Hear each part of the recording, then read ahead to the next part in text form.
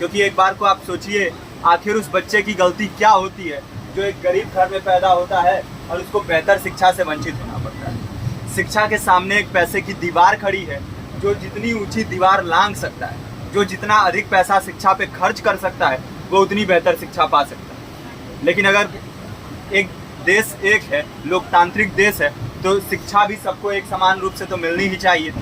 आज परिस्थिति ये है कि एक तरफ तो प्राइवेट स्कूल हैं जो लूट के अड्डे बने हुए हैं, वहाँ पे आप एडमिशन कराने जाएंगे तो सिर्फ एडमिशन के नाम पे ही आपको 10,000 20,000 रुपये देना होगा। और कमीशन खोरी का ऐसा धंधा है कि कॉपी, किताब, टाई, बेल्ट, ड्रेस, जूता कहाँ से खरीदना है ये आप नहीं तय करेंगे वो प्राइवेट स्कूल वाले। यानी आम लोगों की मेहनत की आखिरी कौड़ी उनके जेब से वसूल लेना चाहते हैं।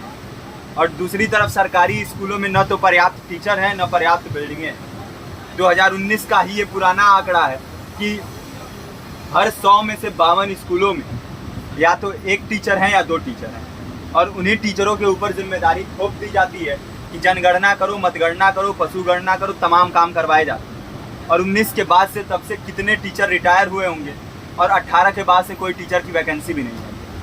आप खुद भी सोच सकते हैं ये परिस्थिति और कितनी बिगड़ी हो। इसीलिए हम लोग ये मांग उठा रहे हैं, चाहे कोई राष्ट्रपति का बच्चा हो या किसी मजदूर का, सबको शिक्षा एक समान मिलनी चाहिए और निःशुल्क रूप से मिलनी चाहिए। प्रेमचंद ने अपने दौर में भी कहा था कि एक सभ्य समाज में ऊंची से ऊंची तालीम मुफ्त होनी चाहिए और इसका पूरा खर्च गवर्नमेंट को उठाना चाहिए, क्योंकि हमारे देश को फौज से ज़्यादा आवश्यकता तालीम की है। और शिक्षा से जुड़ता हुआ ही दूसरा मुद्दा हम लोग उठा रहे हैं। दूसरा मुद्दा है रोजगार का।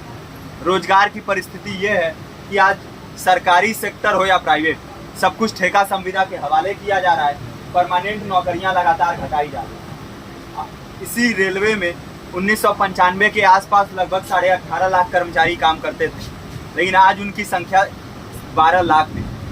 आप खुद भी सोच सकते हैं कितने बड़े पैमाने पे परमानेंट पदों को घटाया जा रहा है। और आज आलम ये है, एक तरफ लाखों पद खाली पड़े हैं, फिर भी कोई वैकेंसी नहीं निकलती। जो वैकेंसियां निकलती हैं उनमें भ्रष्टाचार होता है, पेपर लीक हो जाते हैं। RO, UP police, BPSC, SSC, CGL, ऐसे तमाम पेपर लीक हो चुके हैं, आप लोग भी जानते ही। अभी नीट की धांधली में ये पता चला कि एक एक पेपर 30 लाख से 50-50 लाख रुपए में बेचा गया। हम और आप तो ये पैसा नहीं दे सकते। पूरी की पूरी कारस्तानी सरकार, प्रशासन, शिक्षा माफियाओं की होती है। और भुगतता कौन है? आम घरों के लोग, जो लोग सालों साल तैयारी करते हैं, दिन भर में 10-10 घंटे, 12-12 घंटे पढ़ते हैं। और इतनी कड़ी मेहनत के बाद, सालों साल की मेहनत के बाद उनके हाथ लगती है तो सिर्फ हताशा, निराशा, अवसाद। बहुत से छात्र नौजवान जो इस बेबसी में, इस डिप्रेशन में नहीं जी पाते, आत्महत्या तक के कदम उठा लेते हैं। लेकिन ये देश की विडंबना है कि टीवी चैनल, अखबार, मीडिया, नेता, मंत्रियों के लिए कहीं ये कोई मुद्दा नहीं है। उनके लिए मुद्दे हैं तो जाति, धर्म, रंग, नस्ल, अगड़ा पिछड़ा। आज जब पूरी परिस्थिति इतनी भयावह है तो ये जरूरी है कि लोगों के बीच में जाया जाए, लोगों को संगठित किया जाए और एकजुट किया जाए। क्योंकि आज अगर अपने मुद्दों पर बोलेंगे नहीं तो कल को ये परिस्थिति और बिगड़ेगी। हो सकता है ले देके अपनी ज़िंदगी तो हम लोग काट ले जाएं, लेकिन आने वाली पीढ़ियों को क्या भविष्य देके जाएंगे, ये भी सोचने वाली बात है। हमारे साथी ने आपको पर्चा दिया है, पर्चा आप तक पहुँच गया है।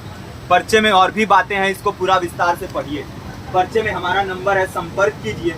फेसबुक का, इंस्टाग्राम का लिंक है, आप वहाँ पे जाएंगे तो आपको पता भी चलते रहेगा कि लगातार किन किन माध्यमों से हम इस अभियान को चला रहे हैं। नुक्कड़ नाटक, संगीत, शिक्षा सहायता मंडल, लाइब्रेरी, तमाम माध्यमों से इस अभियान को चला रहे हैं और कोशिश कर रहे हैं कि बड़े से बड़े पैमाने पर हर जगह पे लोगों को संगठित किया जाए और एकजुट किया जाए। आपके बीच भी आए हैं आपका साथ और सहयोग दें, साथ इस रूप में कि आप भी हमारे इस कारवां और इस मुहिम से जुड़िए।